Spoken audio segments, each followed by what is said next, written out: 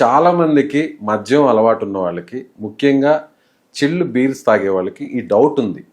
నిజంగా మందు తాగితే పైల్స్ వస్తాయా? మసాలా ఫుడ్ తింటే, కారం తింటే ఇలాంటి సమస్యలు వస్తాయి, వేడి వాతావరణంలో ఉంటే సమస్యలు వస్తాయి, ఫైబర్ ఫుడ్ తక్కువగా తింటే ఈ సమస్యలు వస్తాయని తెలుస్తుంది. కానీ మందు తాగితే ఈ ప్రాబ్లం వస్తుందా? అందులోనూ చల్లగా ఉన్న బీర్ తాగితే ఈ ప్రాబ్లం నుంచి ఏదైనా కాస్త రిలీఫ్ ఉంటుందా? నిజంగా ఈ ప్రాబ్లం ఇంకా ఎక్కువ అవుతుంది? కొంచెం దాని గురించి ఏమైనా డీటెయిల్గా చెప్పే ప్రయత్నం చేస్తారు? అయితే ఇక్కడ మీరు అడిగిన దానిలో మందు తీసుకుంటే మంచిదా, బీర్ ఎస్పెషల్లీ మంచి చిల్డ్ బీర్ తీసుకుంటే అది కూడా వాటరే కదా అంటారు.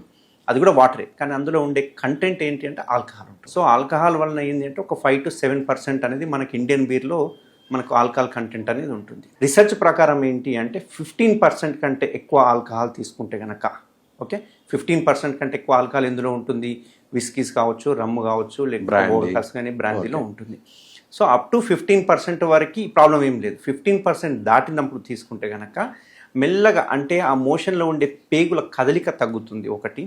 రెండవది, మోషన్ అనేది అంత ఈజీగా జారదు, అంటే కిందికి రాదు, మెల్లగా వెళ్తూ ఉంటుంది.